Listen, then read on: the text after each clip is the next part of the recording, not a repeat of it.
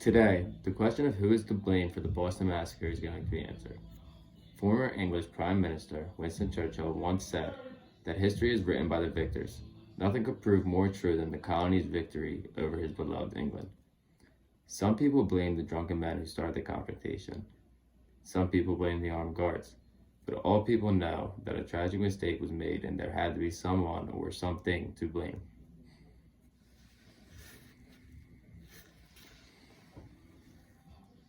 It should be known that in the weeks and months even leading up to the Boston Massacre, public figures like Paul Revere, John Adams, and more were pushing the idea of a revolution. They believed that the 2,000 plus British soldiers in Boston demanding taxation was unfair. Them, along with the already bad feelings that people of Boston have for the British Parliament, caused an environment filled with so much tension that even the smallest incident could make everything blow up. These political figures also pushed the idea after the fact that the soldiers killed these men in cold blood and that there was no other choice but to revolt and remove these British soldiers from Boston. Are these facts, or are they what Winston Churchill refers to as words of the victors? Is it possible for the story that we have read in history books for 200 years are nothing but a fairy tale made up by white farmers who took up arms to fight the evil British Empire?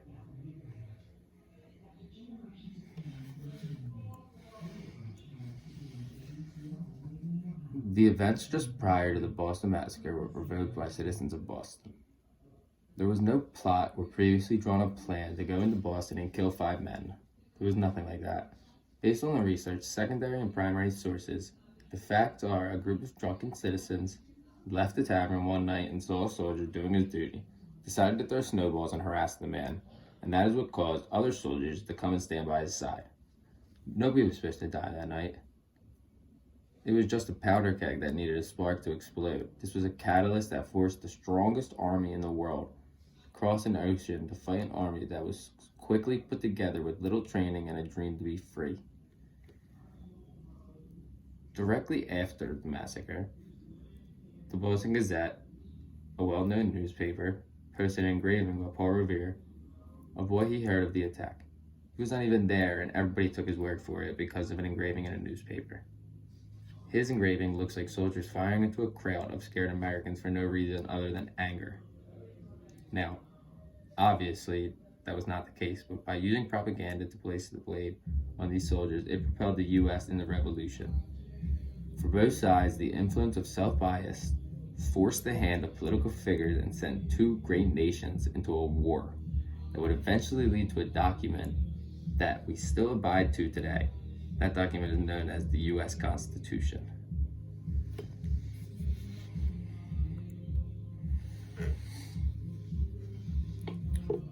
Also, Americans were getting their news solely from the newspaper and word of mouth. Everything they got was from just one source. It was the newspaper. Nothing like that was even around. Like no Twitter or any social media. And everything the citizens were told was in favor of going into a revolution. They were getting biased points of views that made everything these British soldiers do look horrible and make citizens of Boston have very hard feelings for them. Around the time of the massacre, scuffles in the streets between citizens and soldiers were somewhat normalized. It was okay, it was around, everybody saw them, they were like here and there, but nothing ever came of it. But at that stage, they were somewhat normalized. Citizens were being taxed more and more, and they had to reach the breaking point. They didn't want to pay the taxes anymore. And citizens were getting angry and they were getting tired of it, and the taxes were just rising just because British were fighting wars that didn't have anything to do with the U.S. colonies, and that's what the taxes were for. And they were getting biased points of views that made everything they did look horrible. And around the time of the massacre, they just decided to fight back. The tension between the 2 parties would become the zenith and the rising action of American Revolution. England needed money to fight wars all over the world, and they were struggling financially, and little did they know that this minuscule set of 13 colonies, the American colonies, would stick up for themselves and stand their ground. Little did they know.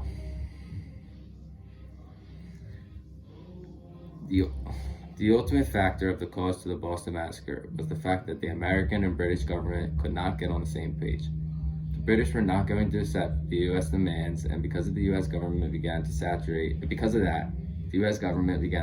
the press with pro-revolution propaganda to increase citizens' anger towards the roughly 2,000 British soldiers in the city of Boston. This caused frequent scuffles, as I mentioned earlier, and tension on the streets, and eventually a blow-up was bound to happen. Even after the massacre, Paul Revere posted an engraving for everyone to see. He did not include the first man to die in the American Revolution, Crispus Attucks. He was not in Revere's engraving because people would not care as much about him since he was an African American, so his death was not as big of a deal as the others who lost their lives that day. That is the only source of information that people received. This biased propaganda riddled doctored engraving, convincing people to go to war with the strongest army in the world. The Boston Massacre was caused by propaganda in the press, not the British soldiers having a bad day that one night.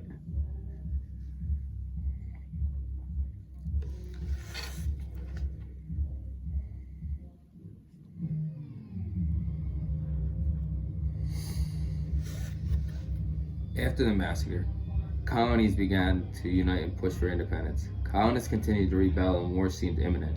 The massacre also sparked the Boston Tea Party. The Boston Tea Party happened on December 16, 1774 at Griffin's Wharf in Boston. Colonists dumped 342 chests of tea into the Boston harbor, tea that was imported by Britain. They did this as a form of protest over the outrageous taxation rules to fund British wars elsewhere. Substantially, this caused Britain to cross sea and fight the small connection of colonies that would prove to be an ultimate test. The Boston Massacre was a catalyst to the revolution, to the bigger movements of the American Revolution, and it is often forgot about in history books today.